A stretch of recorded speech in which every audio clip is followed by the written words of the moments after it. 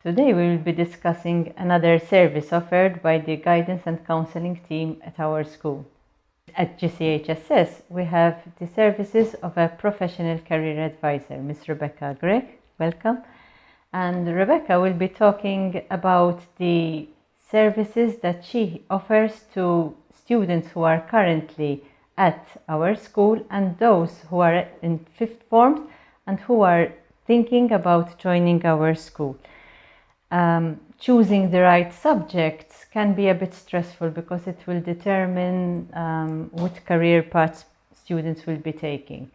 And a fashion designer, Tom Brown, once said, when you have a lot of choices, you end up making bad choices. So Rebecca, do you agree with this statement? Not really, because it's true that students at this day and age, they have a lot of different choices that they can make. However, I don't believe that there are any bad choices, because if you choose subjects that eventually you realize that you need to choose other subjects in order to be able to further your studies or to eventually be doing what you always dreamt doing, you can always go back a step and start afresh. Okay, it will take you another year, another 2 years, but even from those subjects that you chose from the beginning, that then you decided they are the wrong subjects, you always learn something new.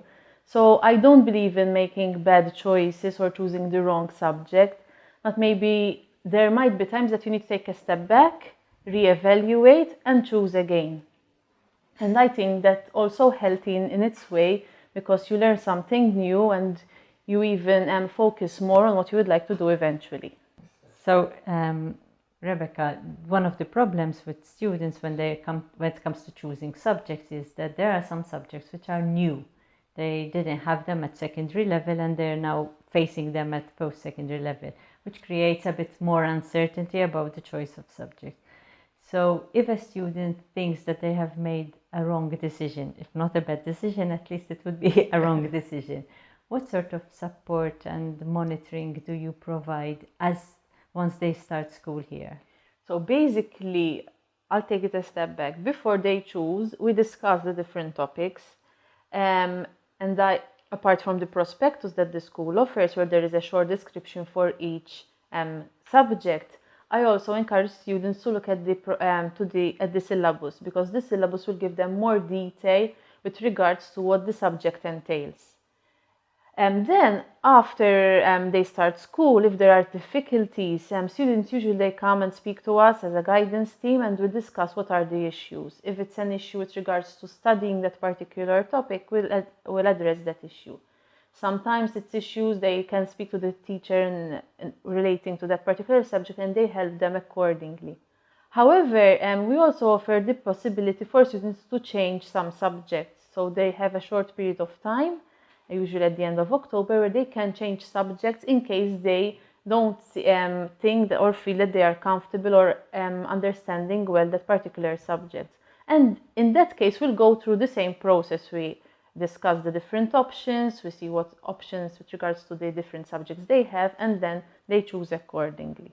So the support is continuous throughout the year as well. Okay. Now, one of the issues which is related to the subject is also studying for these subjects. And another topic I would like to discuss with you is actually time management. William Penn, an English nobleman, once said that time is the thing that we want most, but which we use worst.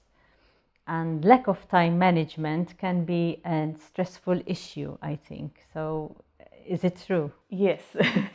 A number of students come and speak to us, and they point out that they don't know how to study, or they don't know how to manage their time well.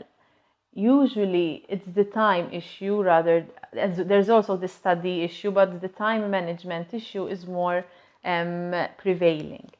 Basically, what I suggest is that you sit down and you do a to-do list, because the to-do list will help you to manage and plan your day or your week.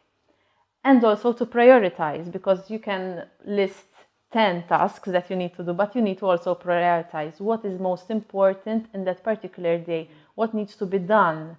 If I have 5-10 tasks, what needs to be done for sure in that particular day. Also, to plan ahead. If I have been given an assignment that needs to be done in 2 weeks' time, I have to plan for that. I cannot come the last 2 days and start preparing for that assignment. So planning ahead also helps.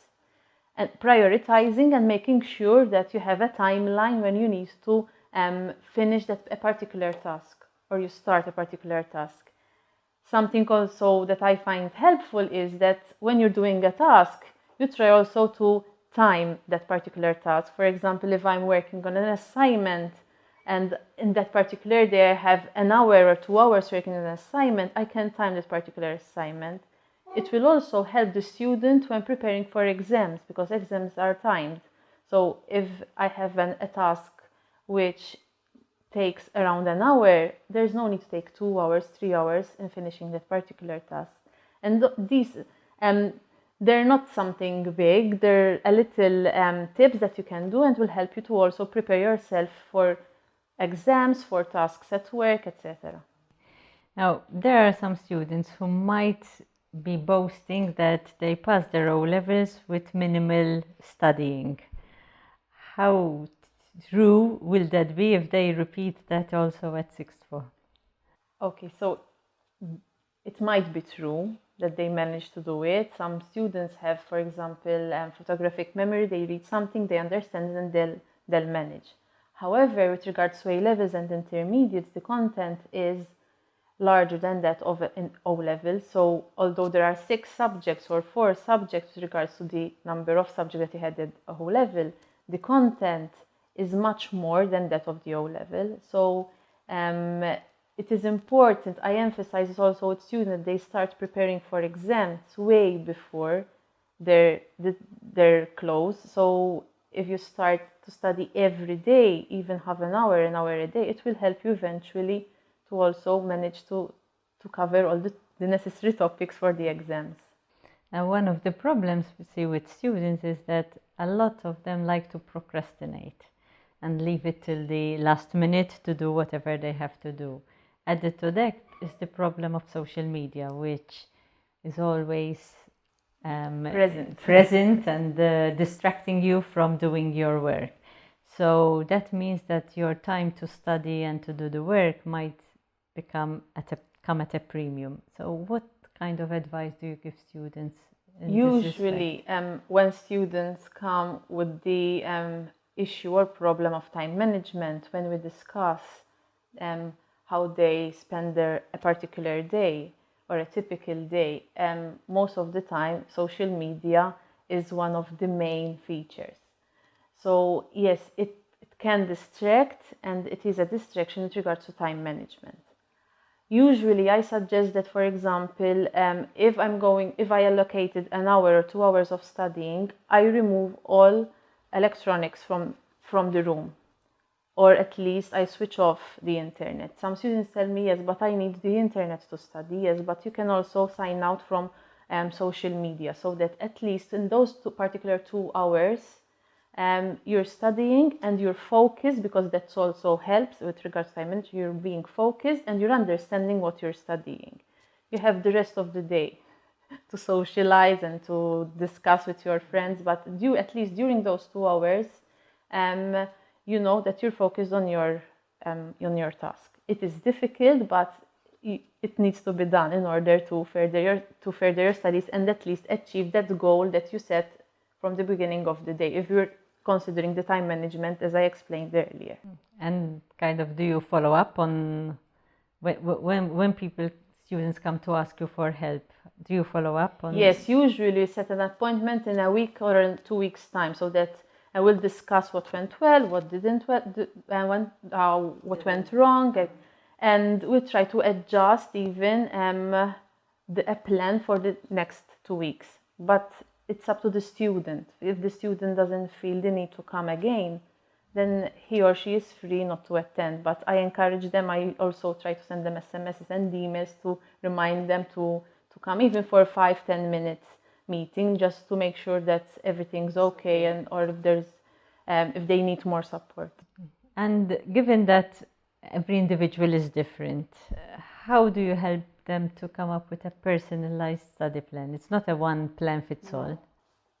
Basically, we discuss a typical day, and in the plan, when we're studying or managing the time, we also include hobbies, free time, because I believe that hobbies help students to relax, to think about other stuff, and when they come back to school or when they're studying, they can focus more. So the study plan also includes free time, extracurricular activities. When they are not involved in any extracurricular activities, I encourage them to get involved because it helps them also to enrich their skills.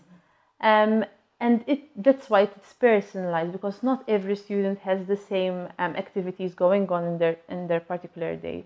So I make it a point that even family time is included in a particular in their study plan or in their time management. So that even as a family or as a group of friends, they can meet, discuss, and have some social events away from school and studying. Thank you, Rebecca. I don't know if you want to add something else. I think we covered most of the... Okay, so I will conclude this episode by another quote from another American author, Zig Ziglar, and he's also a motivational speaker, who said, "You don't have to be great to start, but you have to start to be great." Thank you.